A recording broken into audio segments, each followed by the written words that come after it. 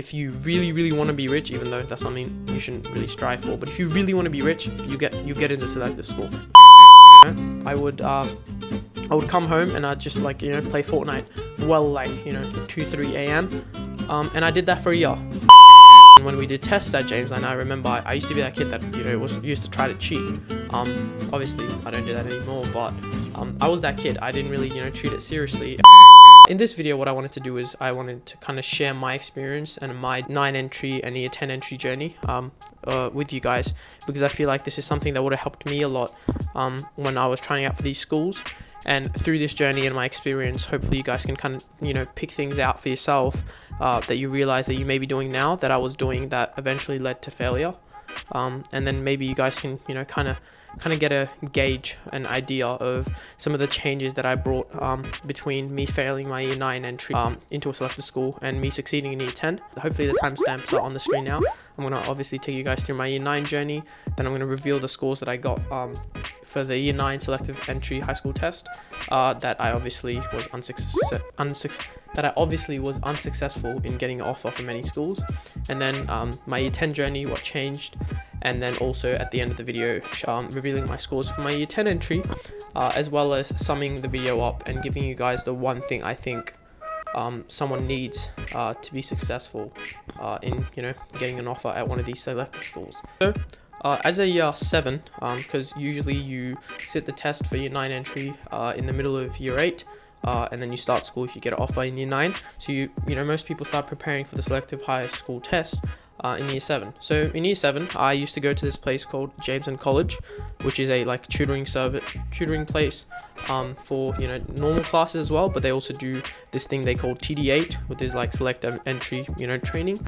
And I actually went to them for a full year before my year 9 test, and well, overall, my mindset and thought process when I was going through that selective school preparation for the first time wasn't very in depth. I didn't really care about getting into selective school. I was always one of those kids that because I migrated from India and the education system there is so stiff and tough. When I came to Australia, I didn't really need to work hard to get good results. So when it came to actually preparing for the year 9 entry, I was going to this tutoring program for a full year, but I wasn't never trying.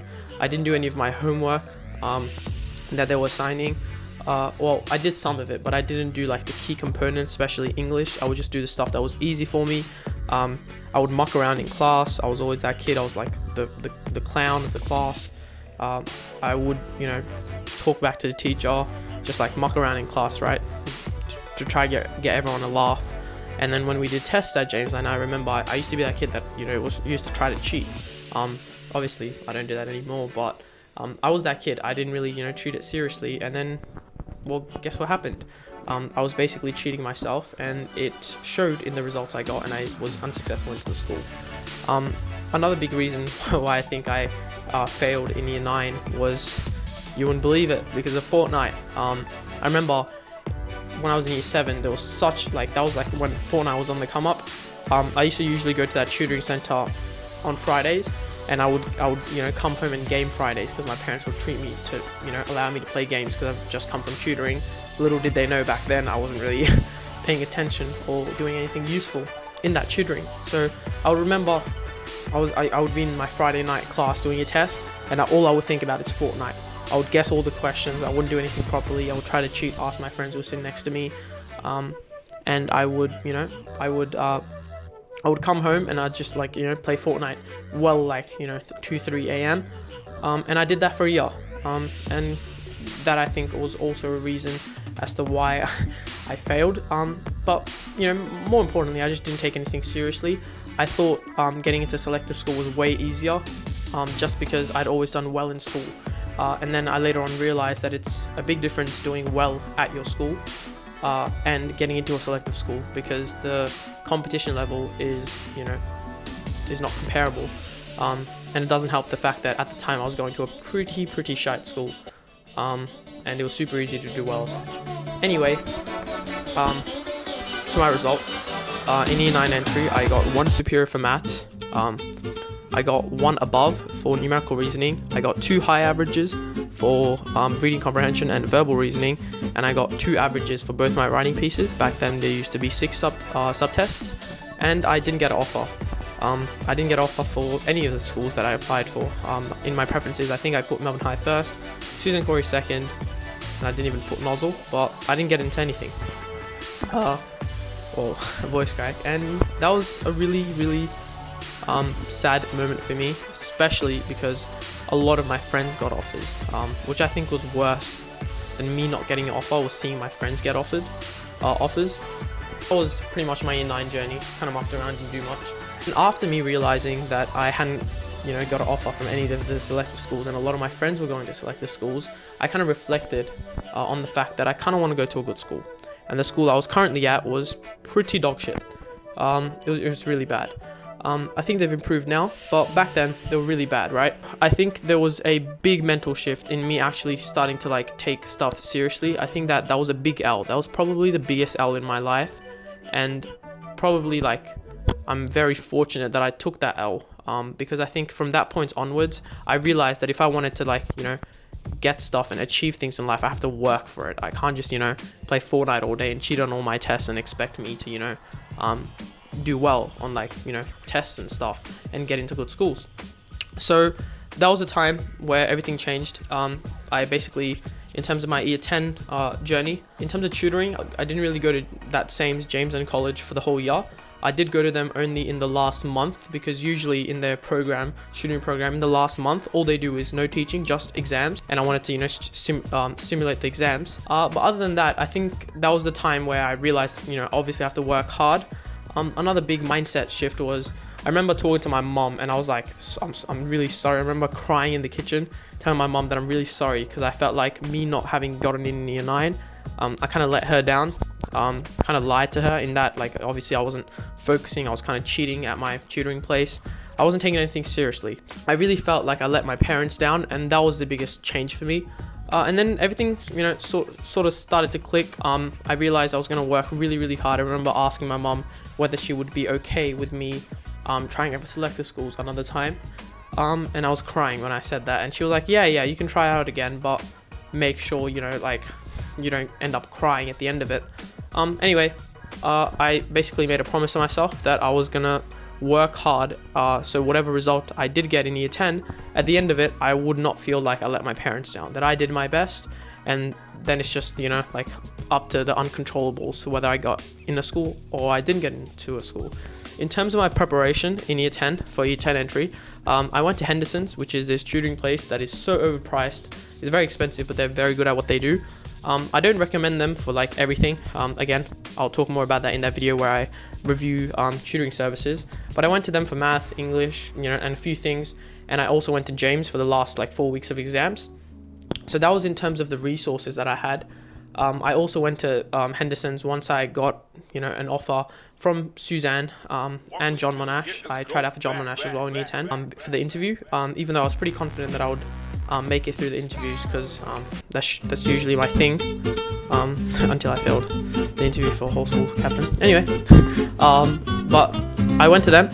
In terms of my work schedule, a lot of you guys have asked me in the past about, how did I split my days. I went really crazy with it. Back when I failed the selective high school test in year 9, I was also kind of fat and chubby.